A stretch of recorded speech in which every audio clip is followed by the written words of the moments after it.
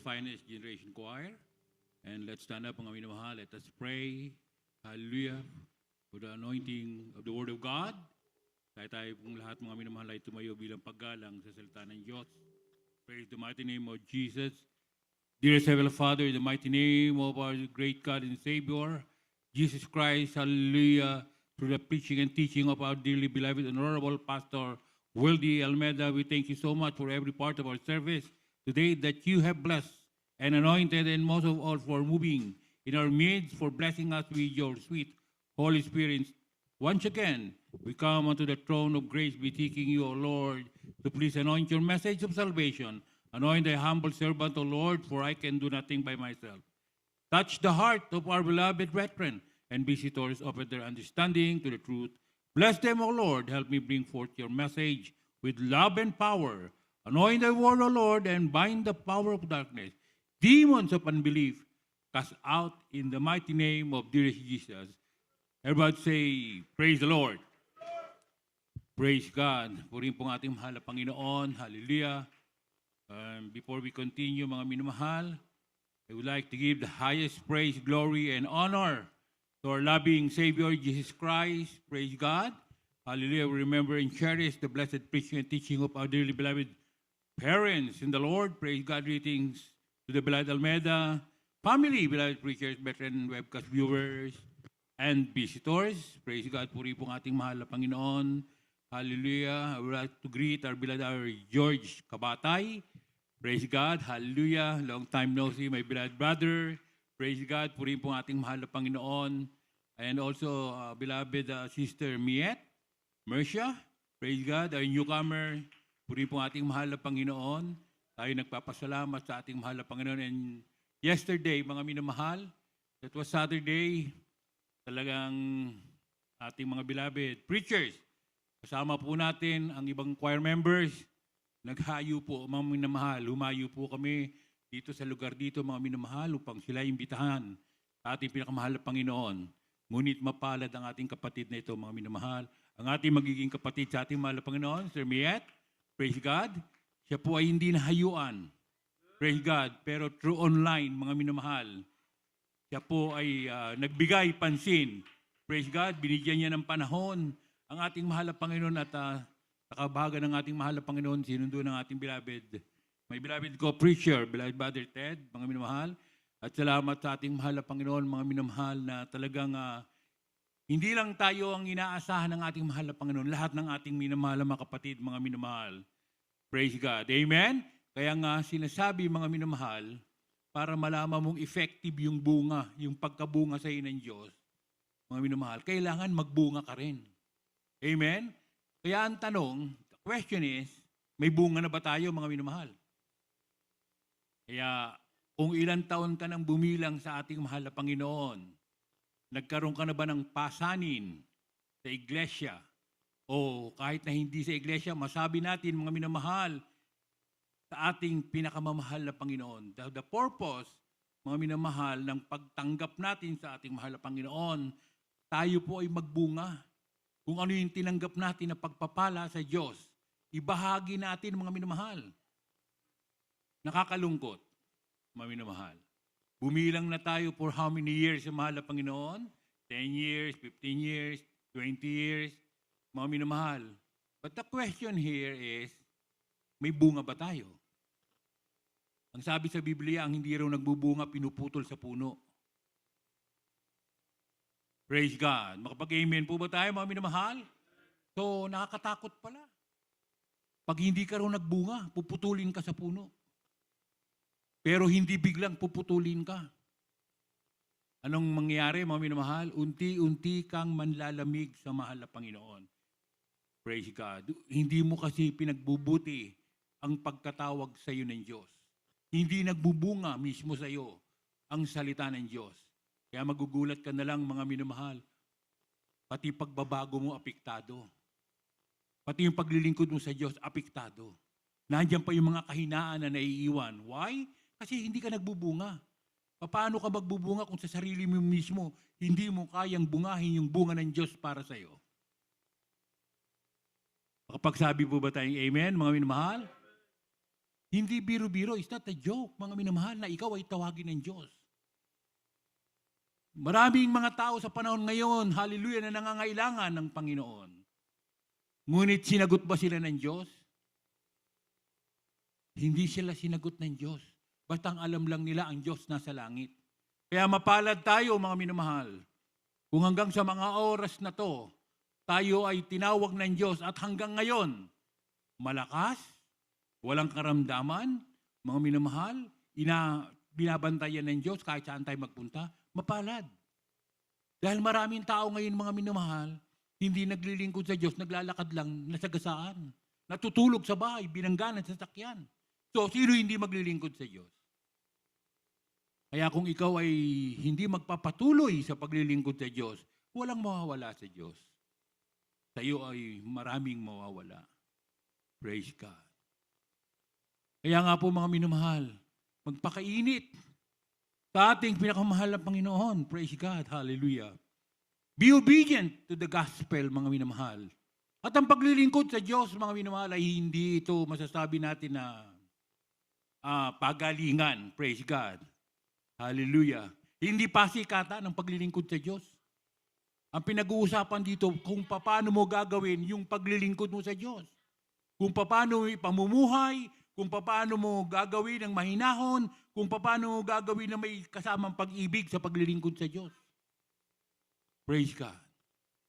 Dahil lahat tayo rito pantay-pantay lang sa harapan ng Panginoon. Amen? Praise God.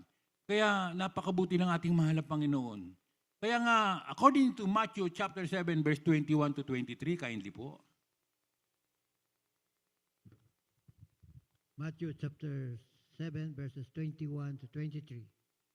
Not everyone that said unto me, Lord, Lord, shall enter into the kingdom of heaven, but he that doeth the will of my Father which is in heaven. Verse 22, many will say to me in that day, Lord, Lord, have we not prophesied in thy name, and in thy name have cast out devils, and in thy name done many wonderful works?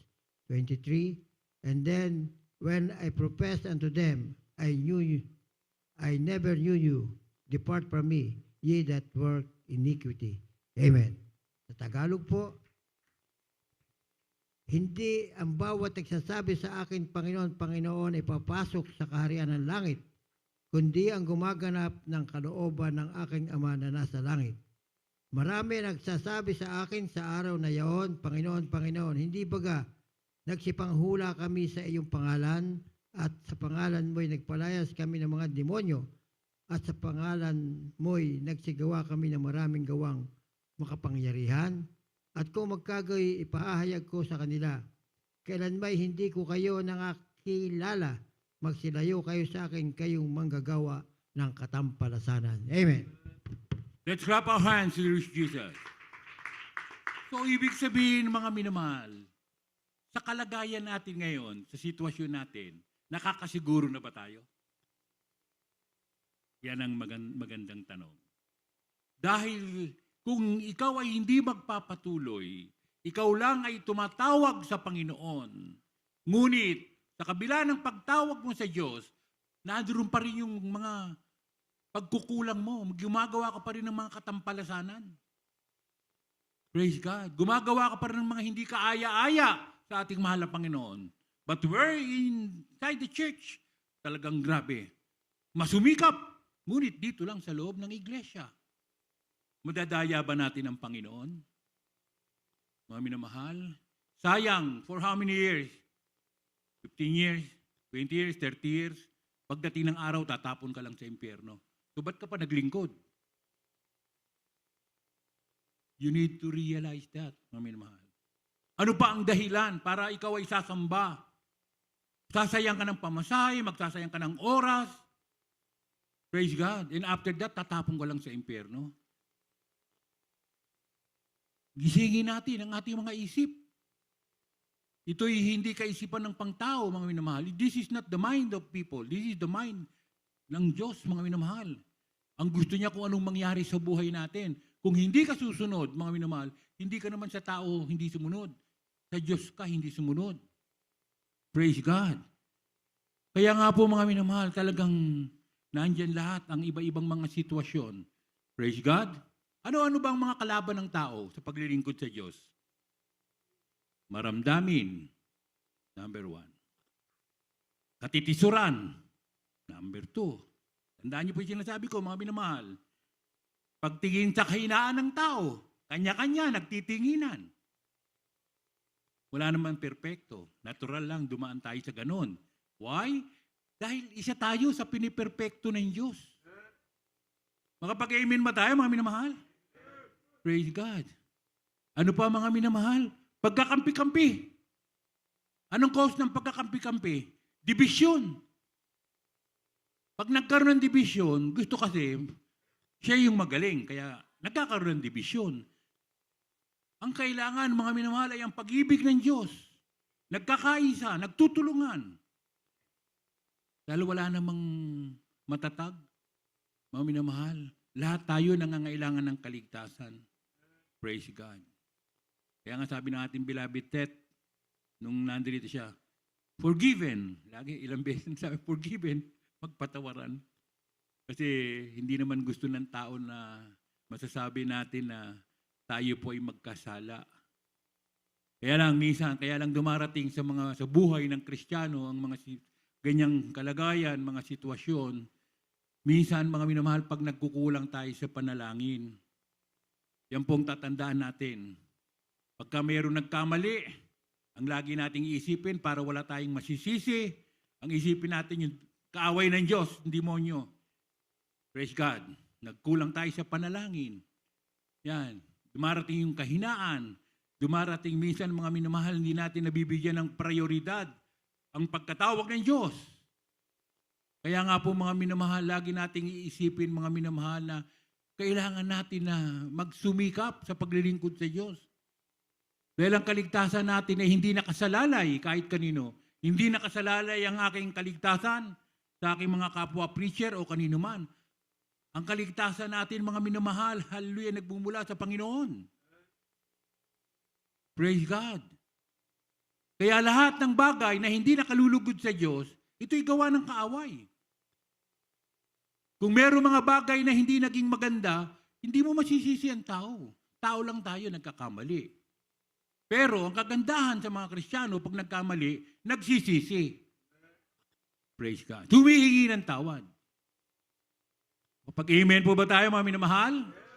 Yan ang sikreto para makabalik ka doon sa presensya ng Panginoon. Dahil pag hindi mo gagawin yan, habang naglilingkod ka sa mahal ng Panginoon, hindi mo maramdaman ang Espiritu ng Diyos. Hindi ka iiyak, hindi ka mapupuspos. Bakit, mga minamahal? We are the temple of the living God. Templo tayo ng Diyos. Pag may mga maruruming bagay na nasa puso natin, mga minamahal, wala dyan ang Espiritu ng Diyos. Palakpakan natin ating mahal na Panginoon. Praise God. Hallelujah. In 1 John chapter 3, verse 4 to 5, kindly po. From the book of 1 John chapter 3, verses 4 and 5. Whosoever committeth sin transgresseth also the law, for the sin is the transgression of the law. And ye know that he was manifested to take away our sins, and in him is no sin. Ang sinumang gumagawa ng kasalanan ay sumasalangsang din naman sa kautusan, at ang kasalanan at ang pagsasalangsang sa kautusan. Na nalalaman ninyo na siyang nahayag upang mag-alis ng mga kasalanan at sa kanya'y walang kasalanan. Amen. Praise the Lord. Praise God. Ano bang ibig sabihin ng sumasalangsang mga minamahal? Pag sinabing sumasalangsang mga minamahal, siya po ay sumusuway. Praise God. Nire-reject mo yung gusto ng Panginoon. And once na ginawa mo yan, ibig sabihin, grabe ang pride natin. Dahil ang gusto natin, tayo ang masusunod, hindi ang kalooban ng Diyos. Not the will of God, but my will. Kaya dyan ang tao nagkakamali, nagkakasala. Meron siyang sariling interpretation. Imbis na sa Diyos, sa salita ng Diyos, umasa mga minamahal, umaasa doon sa sarili niyang kaalaman na kailanman na hindi naman nagiging maayos at hindi naman nagiging maganda. Maaaring gumanda for the meantime, but hindi tumatagal. Makapag-amen po ba tayo mga minamahal? So, ano nga aasahan? Aasa ka ba sa sarili mo? Aasa ka ba sa lakas mo? Aasa ka ba dahil marami kang pera? Lahat yan, napapawi. Pagdating ng panahon, haharap ka sa mahal na Panginoon na wala ka namang dala. Wala tayong dala lahat, mga minamahal. Kaya nga ang paglilingkod natin sa ating mahal na Panginoon, laging may kasamang pagpapakumbaba. Mga minamahal, laging humble ka.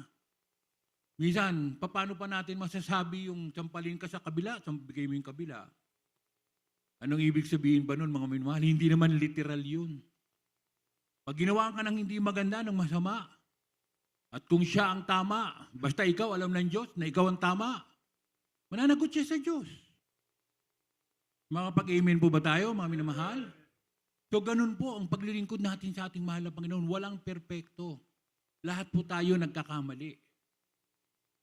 Pero pagkatapos mo magkamali, masarap pakinggan ang masasabi natin, paghingi ng tawad sa Diyos. Dahil doon mo mararamdaman ang tunay na pag-ibig na nagmumula sa ating mahal na Panginoon. Praise God. Hallelujah. Ano sinasabi ng James chapter 2 verse 17 to 19? Kindly po. From the book of James chapter 2 verse 17 and 19. Even so faith, if it hath not work, is dead, being alone. Even ye a man may say, thou hast faith and have work, show me thy faith without thy works, and I will shew thee by faith by works. Thou believest that there is one God, thou doest well, the devils also believe and tremble. Gayon din naman ang pananampalataya na walang mga gawa ay patay sa kanyang sarili. 18, oo, sasabihin ng isang tao, ikaw ay mayroong pananampalataya at ako'y mayroong mga gawa. Ipakita mo sa akin ang iyong pananampalatayang hiwalay sa mga gawa at ako sa pamamagitan ng aking mga gawa ay pakita sa iyo ang aking pananampalataya. 19, ikaw ay sumampalataya na ang Diyos ay isa. Mabuti ang iyong ginagawa. Ang mga demonyo man ay nagsisisampalataya at nagsisipanginig. Amen. Clap our hands to this Jesus. Praise God. Ang pananampalataya, most of the time, naririnig natin to eh. Faith. Faith. Brad, sumampalataya ka. Kahit masasabi natin na wala kang nakikita, Brad, umasa ka sa Diyos. Lagi natin naririnig yan. Pero sometimes yung ibang mga kapatiran, hindi talaga nila naunawaan ano ba yung pananampalataya. Pero most of the time, naririnig natin yan, mga minamahal. Wala na nga, mananampalataya pa ako. Wala na nga pambayad ng bahay. Palataya. Wala na nga pambayad ng ganito, nananampalataya pa ako. Mga minamahal, alam niyo po, pag ang pinag-uusapan pananampalataya, ibig sabihin, mga minamahal, hindi mo pa nakikita, pero umaasa ka na sa Diyos, that is faith. The Lord will provide that, mga minamahal. Mari hindi ngayon. Pero, anong sinabi ng banal na kasultan? I will never leave you nor forsake you. Kaya napakabuti ng ating mahal na Panginoon. Kaya meron nga tayong pagtitipon-tipon palagi sa banal na gawain ng ating mahal na Panginoon. Dahil dito tayo kumakain ng salita ng Diyos. Kung tayo ay kumakain ng pagkain sa ating mga tahanan para sa katawan, kailangan kumakain din tayo ng salita ng Diyos para sa ating spiritual na buhay. Praise God. Kaya napakahalaga ng pagdalo. Huwag aasa lamang sa online. Huwag lang aasa sa internet. Kaya lang po ginawa yan, mga minamahal, para doon sa mga kapatiran na talagang walang panahon. May mga karamdaman, halos hindi makalakad. Mga minamahal, yung mga baguhan, lalo na mga baguhan. Halimbawa po, masama ang katawan ng mga kapatiran, tatawag dito, Brad, kindly po pakipag-pray. Kasi medyo natampilok po ako eh. Yung aking paa medyo natampilok. Oh. Ganun po, hindi makadalo ngayon. O, yun po, asahan natin. pero malakas ka, sabi, forget not the assembling of the saints. Huwag daw kalimutan ang pagtitipon-tipon ng mga banal, saints. Sino ba yung saints? Tayo. Nandun ka, wala ka sa pagtitipon-tipon, hindi ka saints. Ano ba yung saints? Yung mga saints na yung mga minamahal, nung tayo po ay nasa relihiyon pa, dati kasi sila, pagka may mga titulo sila na ito, marami silang tinulungan, marami silang ginawa sa Roma, mga minamahal, tinatawag na kagad silang saints. Pero sa Biblia, ang tunay na saints na tinatawag, mga minamahal, yung galing sa lusak ng kasalanan. Mga makasalanan tao na nung nakakilala sa mahal na Panginoon, binago ng Diyos. Yun ang saints. Tayo yun, mga minamahal. Na tumalikod sa kasalanan, nagbigay ng panahon, totoong panahon sa ating mahal na Panginoon. Hindi na tayong nasusunod, kundi ang kalooban ng Diyos. Kahit minsan masakit, nandun dumating yung nagtampo ka, nandun dumating natisod ka, nandun dumating yung hindi ka napagbigyan. Lahat yan.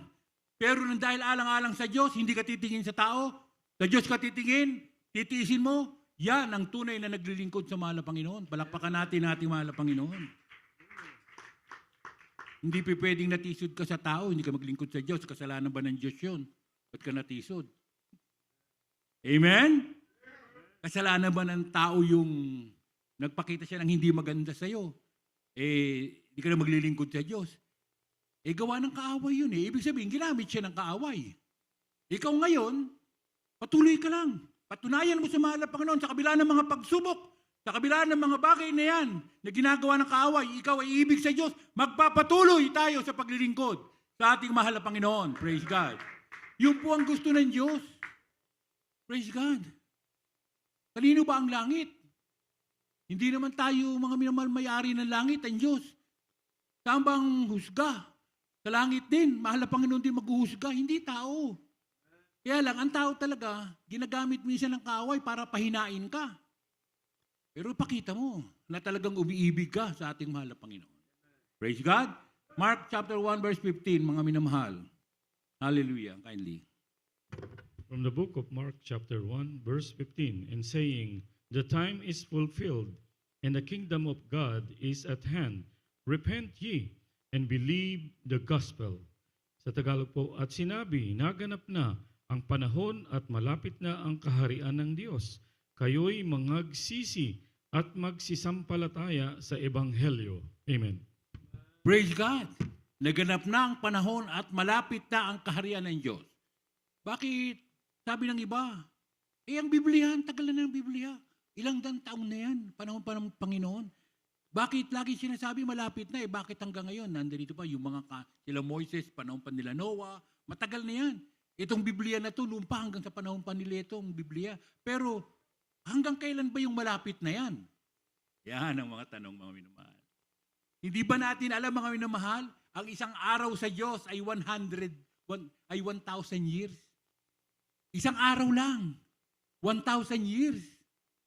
Isipin nyo, 1,000 taon, isang araw lang sa mahal na Panginoon yun.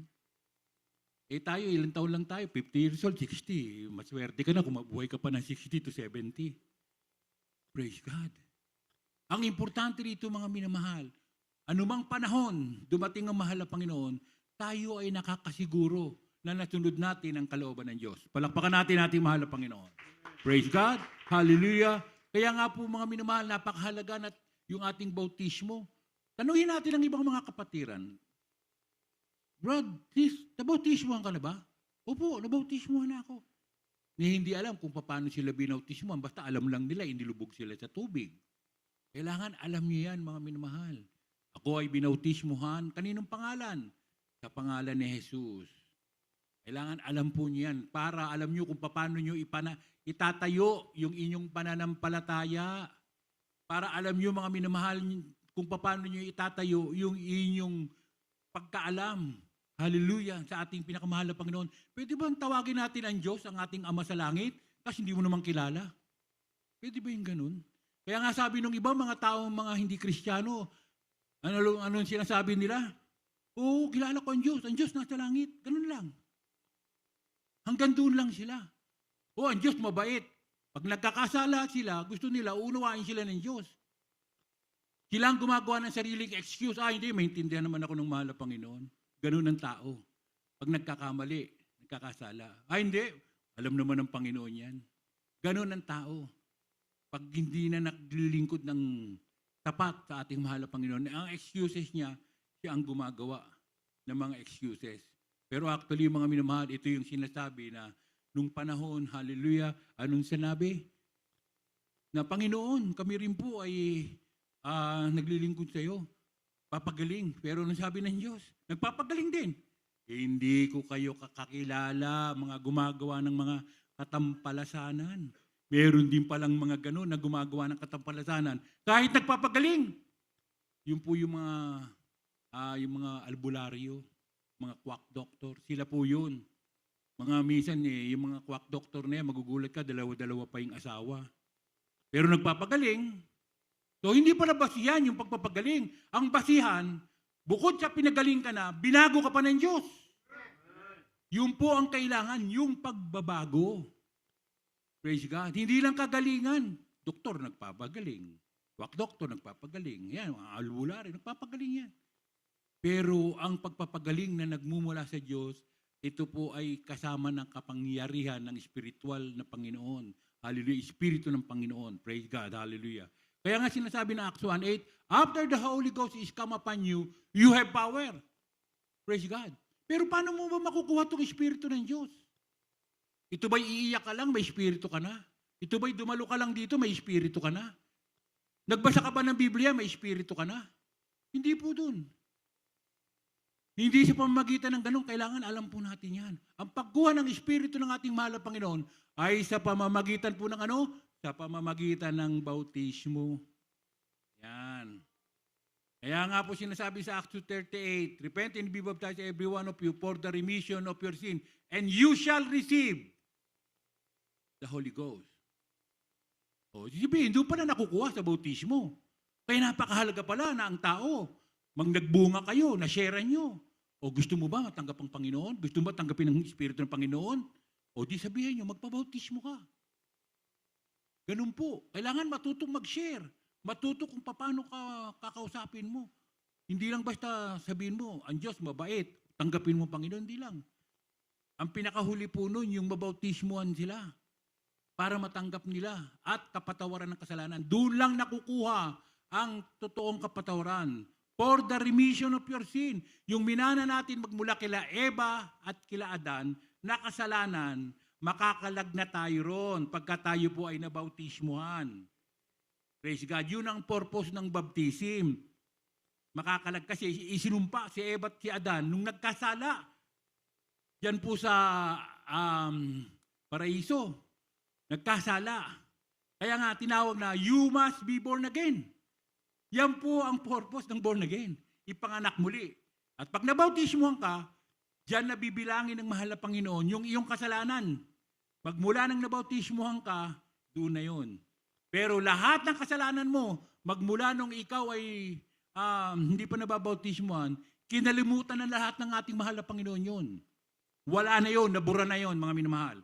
Ang simula ng pagkakasala mo ay pagtatapos mong nabautismuhan, nagkasala ka, marami kang ginawang pagkakasala, doon nagsimula ang kasalanan mo. Yun ang bibilangin. Praise God. Makapag-amen po ba tayo, mga minamahal? Praise God. Pasensya na may kasamang Bible study yung ating pinag-aaralan po. Praise God. 5:17 ng Corinthians, 2 Corinthians. Hindi po.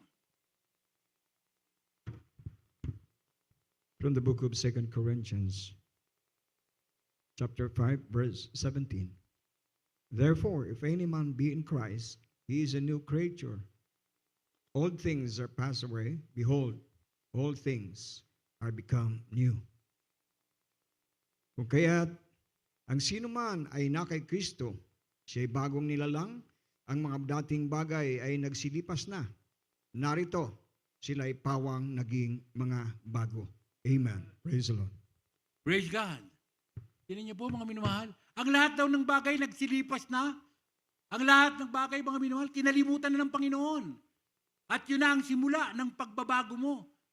Pagka tumanggap ka sa mahal na Panginoon at nagpabautismo ka, paano kung nanlamig ka?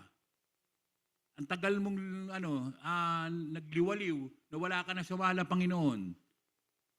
Yun po ang problema, mga minamahal. Kung may mga pagkukulang ka, pagkakamali ka, kailangan manumbalik ka sa Diyos.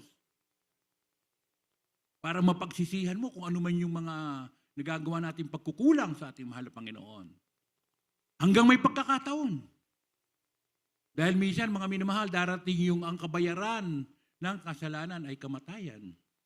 Mabuti kung basta ka mamamatay. Kung magkasakit ka muna. Tapos doon ka palang magsisisi.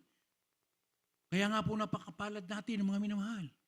Kahit na tayo yung mga pagkukulang nandiyan ng Panginoon, hindi tayo pinababayaan ng ating pinakamahal na Panginoon. John 3:16, hallelujah. Praise God. Lapit na po tayo magtapos. From the book of John, chapter 6, chapter 3, verse 16. For God so loved the world that He gave His only begotten Son, that whosoever believeth in Him shall not perish, but have everlasting life. Sapagkat gayon na lamang ang pagsinta ng Diyos sa sanlibutan, na ibinigay niya ang kanyang bugtong na anak, upang ang sinuman sa kanya'y sumampalataya ay huwag mapahamak, kundi magkaroon ng buhay na walang hanggan. Amen. Palakpakan natin ating mahal na Panginoon. So hindi sayang ang paglapit natin sa Diyos. Dahil ang kapalit ng paglapit natin sa mahal na Panginoon, mga minamahal, ito po yung kamatayan ng mahal na Panginoon sa krus ng Kalbaryo. Isipin nyo, mga minamahal, hindi ka ba matutuwa? Ang Diyos nagbigay ng panahon sa iyo, ipinako siya sa krus para tubusin po ang lahat ng ating mga pagkakasala. Tapos gagamitin mo lang yung kaligtasan mo sa kung ano-anong bagay. Gagamitin mo yung iyong kaligtasan. Pagkatapos mo makakilala sa ating mahal na Panginoon, babalik ka sa pag-iinom ng alak. Babalik ka kung saan-saan. Alam niyo ang Amerika, lahat nandito eh. Sasamantalahin mo, habag-habag. Paano po mga minamahal kung hindi na tayo mapatawad ng mahal na Panginoon? Kailan pa tayo maglingkod? Kung walang mawawala sa ating mahal na Panginoon, sa atin may mawawala. Kaya nga ang ating mga kapatiran dito sa iba't ibang lugar ng gagaling, ang lalayo pa. Pinipilit dumalo. Naniniguro sila sa kaligtasan nila. Dahil ang alam nila, mga minamahal, ang buhay na walang hanggan ay walang katulad. Praise God. Ang langit, mga minamahal, hindi mo kayang isipin kung gaano kaganda. Wala kang may ikukumpara sa langit. Mga minamahal, hindi mo pa nakita sa tanang buhay mo, kahit imaginein mo lang, hindi mo pa nakita. So, sino hindi susunod sa utos ng Diyos? Praise God. Hallelujah. Kaya nga po mga minamahal, yan po ang kaligtasan. Mark 16:17. From the book of Mark chapter 16, verse 16 to 17. He that believeth and is baptized shall be saved, but he that believeth not shall be damned. And this sign shall follow them that believe, in my name shall they cast out devils, they shall speak with new tongues. Until 17 lang po. 18. They shall take up serpents, and if they drink any deadly thing, it shall not hurt them. And they shall lay hand on the sick, and they shall recover. Sa Tagalog po, ang sumasampalataya at mabautismuhan ay maliligtas. Datapot ang hindi sumasampalataya ay parurusahan. At lalakip ang mga tandang ito sa magsisisampalataya, magpapalabas sila ng mga demonyo sa aking pangalan, magsasalita sila ng mga bagong wika. Sila'y magsisihawak ng mga ahas, at kung magsiinom sila ng bagay na makamamatay, sa anumang paraan ay hindi makasasama sa kanila.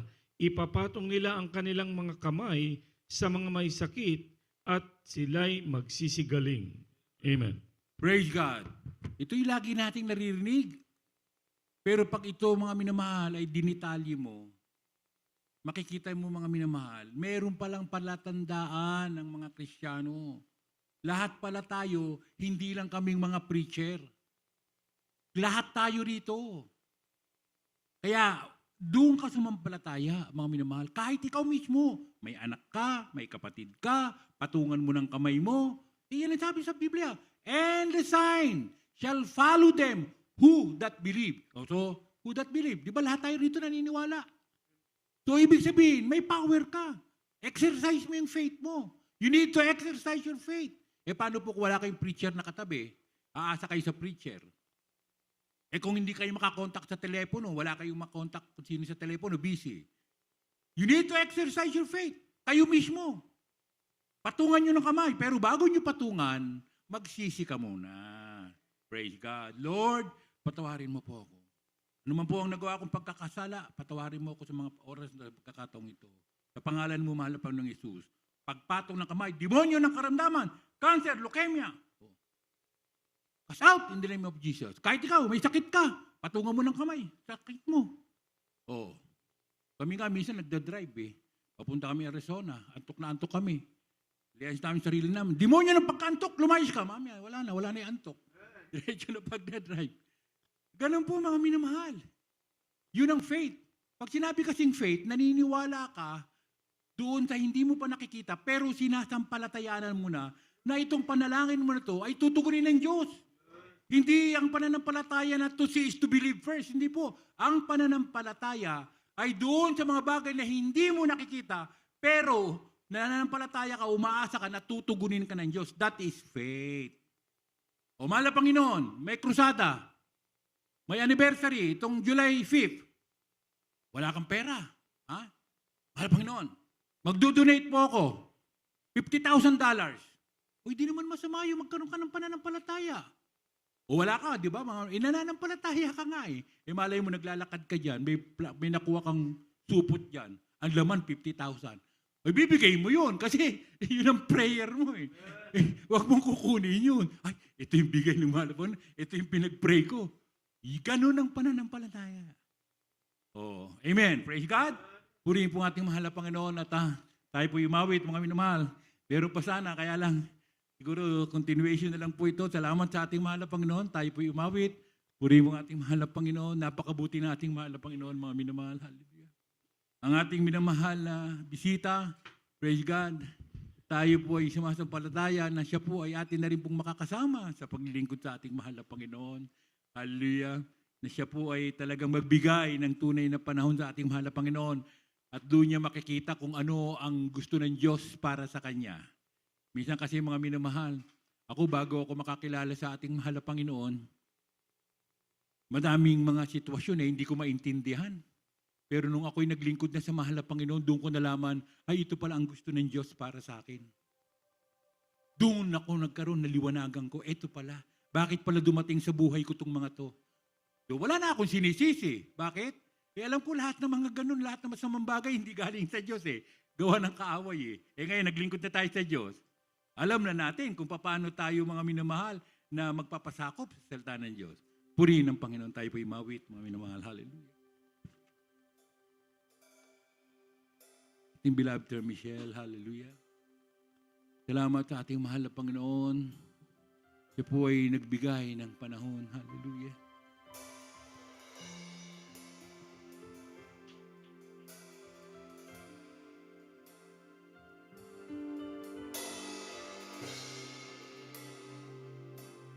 Nakakahamon, mga minamahal, hallelujah. Ang kanyang pagpunta rito, hallelujah.